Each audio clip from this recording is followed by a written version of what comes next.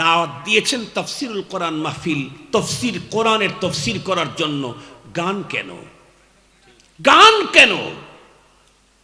মুহতারাম হাজিরিন, ভিতরের অনেক ব্যথা মাখা কথা আছে, সেগুলি সব জায়গায় বলা যায় না। কিছু ব্যথা সহ্য করতে হয়, কিছু ব্যথা নীরবে সহ্য করতে হয়।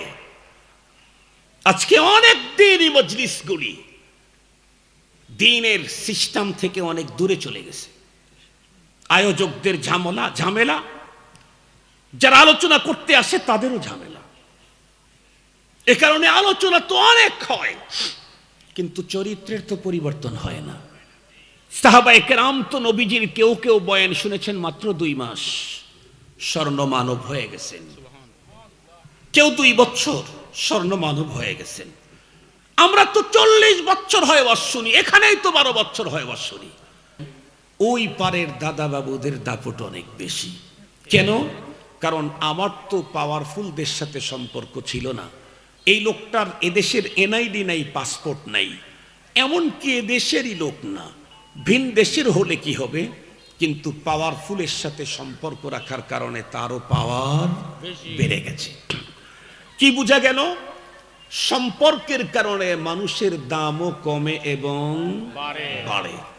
সঙ্গত কারণেই রব্বুল আলামিন এই পৃথিবীর বিশেষ এক শ্রেণীর মানুষদেরকে সম্বোধন করে আর এক শ্রেণীর মানুষের সাথে সম্পর্ক করার জন্য অর্ডার করেছেন। তাফসিরুল কোরআন মাহফিল নাম দিয়েছেন না? তাফসির শোনেন। কোরআনে হাকিমে আল্লাহ তাআলা পৃথিবীর বিশেষ এক শ্রেণীর মানুষদেরকে সম্বোধন করে ডেকে বিশেষ আর এক শ্রেণীর মানুষের সাথে সম্পর্ক করার জন্য অর্ডার করেছেন। আপনারা বলুন তো দেখি, রব্বুল আলামিনের অর্ডার তো বান্দার জন্য ঐচ্ছিক, কিছু বলে না। আল্লাহ পাক যদি কাউকে অর্ডার করে সেটা বান্দার জন্য ঐচ্ছিক না অবশ্য পালনীয়? সুন্নত না ফরজ? মাশাআল্লাহ, এখন খুব ভালো বুঝছেন, ফরজ। আমি তো আমার দেশে নিজের চোখে দেখেছি, কোন আল্লাহওয়ালা যদি কাউকে কখনো নাম ধরে ডেকে অর্ডার করে, এ ভাই তুমি মসজিদের এই কাজটা করে দিও, ওই ভদ্রলোক যদি তার একটু অর্থনৈতিক একটু সংকটও থাকে, নিজের কানে বহুবার শুনেছি, কি বলে, হুজুর যেহেতু বলছেন আল্লাহওয়ালা মানুষ, আমার অবশ্য একটু অর্থনৈতিক ক্রাইসিস আছে, না তারপরও আমি করে দেব কষ্ট হলেও। আল্লাহওয়ালা কাউকে অর্ডার করলে সেই অর্ডার কষ্টসাধ্য হলেও যদি এদেশের মুসলমান পালন করে, আর একটা অর্ডার আল্লাহই দিয়েছেন, আল্লাহওয়ালা না। কে দিলেন? কথা বলেন না কেন? কে দিলেন? আমি এখন যেটা বলছি এটা আল্লাহওয়ালার অর্ডার না, এটা মোল্লার অর্ডার না, এটা আল্লাহর অর্ডার। আল্লাহওয়ালার অর্ডার যদি এভাবে মানতে হয়, তাহলে আল্লাহর অর্ডারটা কিভাবে মানা দরকার? সাহাবায়ে কেরাম তা দেখায় দিয়েছেন, নিজের জীবন বাজি রেখে আল্লাহ পাকের অর্ডার তারা বাস্তবায়ন করেছেন। আমাকেও তাই করতে হবে, তাইলেই আমি মুমিন, তাইলেই আমি মুমিন। কোরআনে হাকিম আল্লাহ পাক স্পষ্ট বলে দিয়েছেন, وَإِذَا قِيلَ لَهُمْ آمِنُوا كَمَا آمَنَ النَّاسُ, মুনাফিকদেরকে যখন বলা হতো তোমরা ঈমান আনো, কেমন? যেমন আবু বকর, ওমর, ওসমান, আলী সাহাবায়ে কেরাম ঈমান এনেছে, তেমন ঈমান আনো। তার মানে কোরআনে হাকিমে আল্লাহ পাক কিয়ামত পর্যন্ত আনেওয়ালা মানুষদেরকে সাহাবীদের মডেলের ঈমান আনতে অর্ডার করেছেন। তাহলে সাহাবী আমাদের জন্য মডেল, কথা বলেন না কেন? সাহাবায়ে কেরাম আমাদের জন্য মডেল। এটা কোরআন শরীফের এক আয়াতে না, বহু আয়াতে আছে, সেগুলি আমি আজকে বলতে যাব না, আমার ওইটা টার্গেট না। সাহাবায়ে কেরামের মতো ঈমান আনতে আমাকে অর্ডার করেছেন, সাহাবায়ে কেরামের মতো জীবন গড়তে আমাকে আল্লাহ তাআলা অর্ডার করেছেন। সাহাবায়ে কেরামের জীবন কি ছিল? রব যে অর্ডার দিতেন সেই অর্ডার পালনে নিজের জীবনকে বিলিয়ে দিতেন, তবুও রবের অর্ডার থেকে পিছু হটতেন না। কথা বুঝাইতে পারছি? তাহলে এখন আসুন দেখি তো আল্লাহ কাকে ডেকে কি অর্ডার দিলেন। কোরআন শরীফে আল্লাহ পাক বলেন, ইয়া আইয়ুহাল্লাযীনা আমানু, আল্লাহ পাক ডাক দিলেন হে ঈমানদারগণ। তার মানে আমি যদি বলি আমি মুমিন, তাহলে ডাকটা আমাকে দিয়েছেন। উনি যদি বলেন আমি মুমিন, তাহলে ডাকটা ওনাকে দিয়েছেন। উনি যদি বলে আমি মুমিন, ডাকটা ওনাকে দিয়েছেন। আপনারা যদি বলেন আমরা সকলেই মুমিন, ডাকটা আপনাদের সকলকে দিয়েছেন। সুবহানাল্লাহ। আল্লাহ আমাকে আপনাকে ডেকে বললেন কি, ইত্তাকুল্লাহ। প্রথম অর্ডার হলো তোমরা তাকওয়ার মহান গুণ অর্জন করো। এখন প্রশ্ন আসতে পারে, ইয়া আল্লাহ, তাকওয়ার মহান গুণ অর্জন করলে আমার পাওনা কি হবে?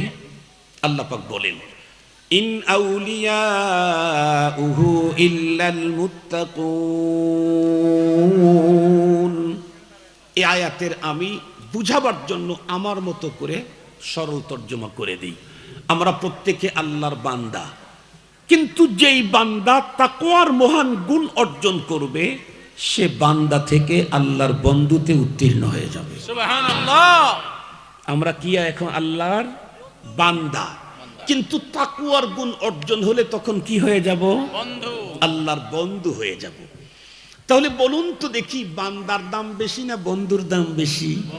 বন্ধুর দাম বেশি। আল্লাহর বন্ধু হলে কি ফায়দা? এটা কোরআন শরীফের অনেক জায়গায় আছে। আমি ওইদিকে গেলে ওই যে সাবজেক্ট বলেছি, নির্ধারিত টাইমে সাবজেক্ট পুরা করতে পারবো না, এজন্য ওদিকে যাব না।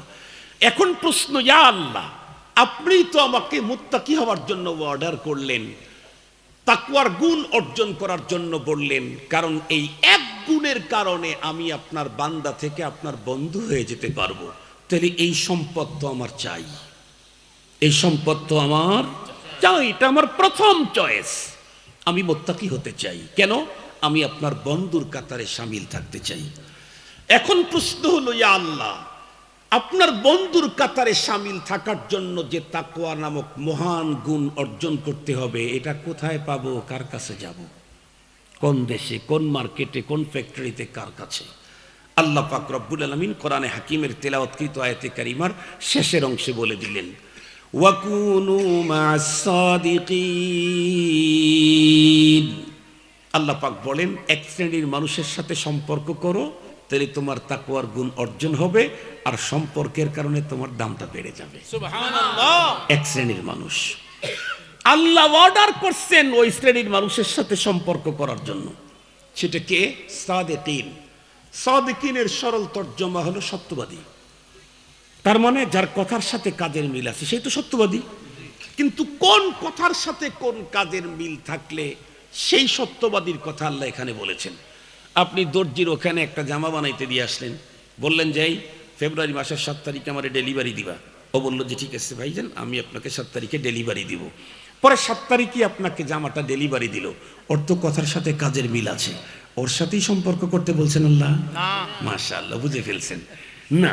আপনাদের এই অঞ্চলে কোনো একজন এমপি, মন্ত্রী, এই জাতীয় কেউ আসলো, নির্বাচন সামনে, আসতেই বলল যে আপনাদের রাস্তার অবস্থা খুব ভয়ঙ্কর, গাড়ি তো চলা দূরের কথা, পায়ে হাঁটা আসেই তো কষ্ট। তো আমি যদি নির্বাচিত হতে পারি, ওখান থেকে 15 কিলো রাস্তা আমি প্রথম চান্সে আমি করে দেব। পরে উনি নির্বাচিত হয়ে রাস্তাটা একদম যেমনটি চেয়েছেন তার চাইতে উন্নত করে দিল। এই লোকেরও তো কথার সাথে কাজের মিল আছে, ওর সাথেই সম্পর্ক করতে বলেছেন। তাহলে কার সাথে? একেবারে সহজ কথা বলি, এখানে ছোট বা বাচ্চারা আছে, আশেপাশে মা বোনেরা আছে। শুনেছি পুরুষের তুলনায় নাকি মা 3 গুণে বেশি। শুনেছি পুরুষের তুলনায় মা বোনরা আসতেন 3 গুণে বেশি। আমি মরণাকে বললাম সব জায়গায় বেশি হয়, জান্নাতেও মা বোনেরা বেশি, জাহান্নামে মা বোনেরা বেশি। হাদিসের মধ্যে আসছে, এটা হাসার কিছু না তো। জান্নাতেও পুরুষের তুলনায় নারী বেশি, জাহান্নামেও পুরুষের তুলনায় নারী বেশি। এদিকে আমি যাব না। আমি যে কথাটা বুঝাইতে চাচ্ছি সেটি হলো, মুহতারাম হাজিরিন,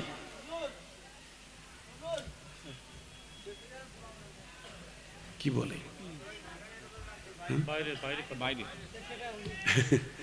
এইভাবে হুজুর হুজুর ডাক দিলে তো বড় হুজুরই মনে করবো যে আমারই ডাকতেছে, নাকি বলেন? ছোট হুজুররা কি আর ভাববে? তো আমি যে কথা আপনাদের খেদমতে বলতেছিলাম, কি জানি কথা থেকে এদিকে আসলাম, কোন মাসওয়াদি, কিন্তু ঠিক আছে। জি, জান্নাতে মহিলা বেশি হবে, জাহান্নামে মহিলা বেশি হবে। সেটাও ঠিক আছে। মূল কথাটা আমার মাথার থেকে চলে গেছে। হুজুর ডাক দিয়েছে তো। এমপি সাহেব মাশাআল্লাহ, মাশাআল্লাহ, ঠিক আছে, ঠিক আছে, ঠিক আছে। আলহামদুলিল্লাহ, জাযাকাল্লাহ। তো তাইলে মূলত কোন কথার সাথে কাজের মিল থাকতে, তার সাথে আমাকে থাকতে বললেন আল্লাহ। সবাই বুঝতে পারবেন এরকম কথা বলি, সেটা হলো যেই মানুষগুলি দিনের কথা বলে দিনের উপরে চলে। সুবহানাল্লাহ। ক্লিয়ার? যে লোকগুলি কি বলে?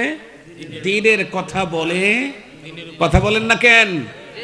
দিনের উপরে চলে। দিনের কথা বলে খুব মজাদার, কিন্তু চলে না। কথা বলে খুব চমৎকার, মনে হয় এ জামানার মুজাদ্দিদ, কিন্তু